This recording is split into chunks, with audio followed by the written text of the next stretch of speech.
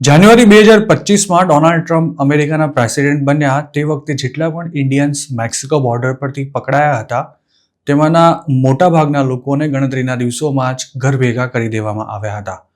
Trump president બન્યા તે પહેલેથી જ ઇલીગલી યુએસ આવતા લોકોને કડક શબ્દોમાં વોર્નિંગ આપી રહ્યા હતા કે જે પણ અનડોક્યુમેન્ટેડ ઇમિગ્રન્ટ બોર્ડર પરથી કે પછી અમેરિકાની અંદરથી પકડાશે તેને તાત્કાલિક ડિપોર્ટ કરી દેવાશે.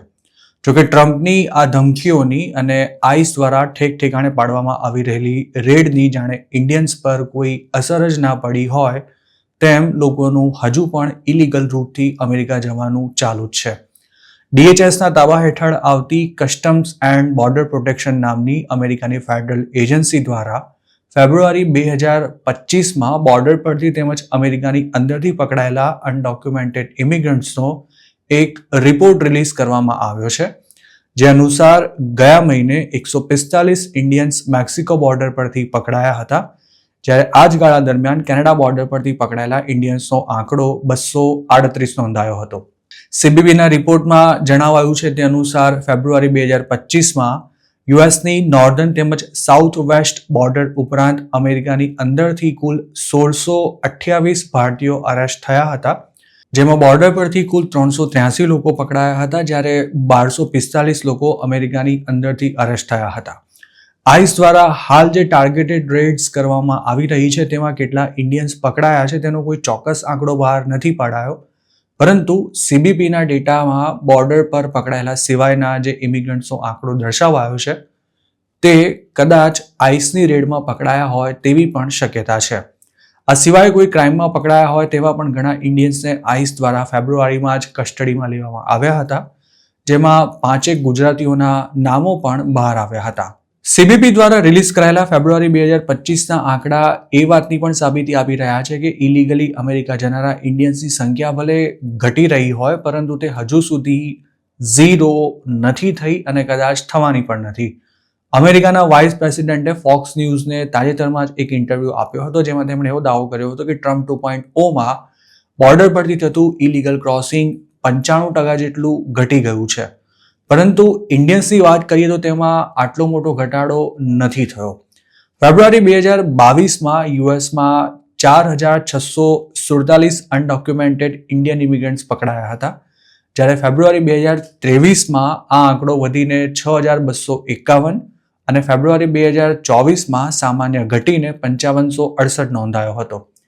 આ સરખામણી એ વાતનો સ્પષ્ટ સંકેત આપે છે કે ફેબ્રુઆરી 2024ની સરખામણીએ ફેબ્રુઆરી 2025માં અરેસ્ટ થયેલા ઇન્ડિયન્સનો આંકડો 75% જેટલો ઘટ્યો છે.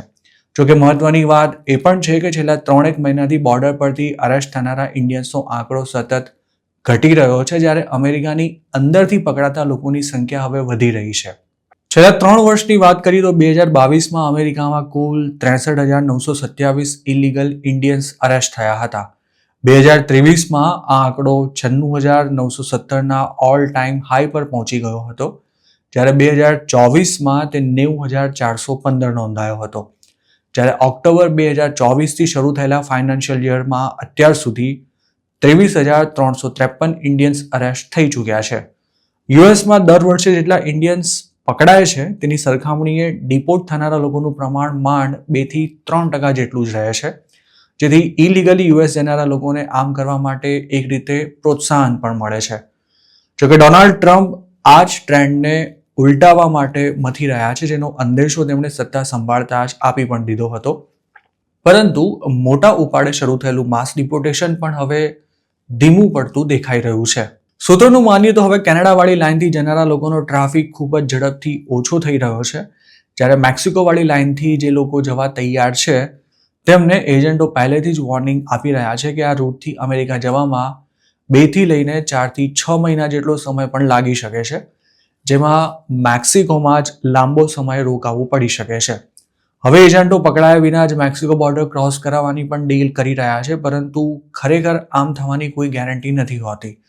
મેક્સિકોનો રૂટ પણ ખૂબ જ રિસ્કી છે, જેમાં લૂંટ, ટોર્ચર ઉપરાંત રેપ થવાના પણ પૂરા ચાન્સ હોય છે.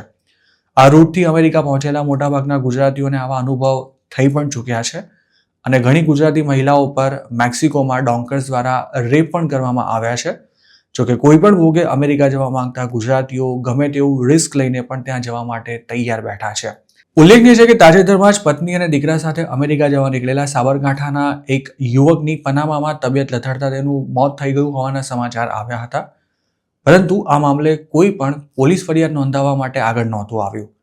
આ પહેલા જાન્યુઆરી 2022માં ડિંગુચાનું એક ફેમિલી કેનેડા બોર્ડર પર કાતિલ ઠંડીમાં થીજીને મોતને ભેટ્યું હતું અને તે જ વર્ષમાં કલોલનો એક યુવક ટ્રમ્પ વોલ પરથી પટકાઈને મોતને ભેટ્યો હતો. જ્યારે ત્યાર પછી બનેલી એક ઘટનામાં મહેસાણાનું એક ફેમિલી બોટ દ્વારા બોર્ડર ક્રોસ કરતા કેનેડાની નદીમાં ડૂબીને મોતને ભેટ્યું હતું.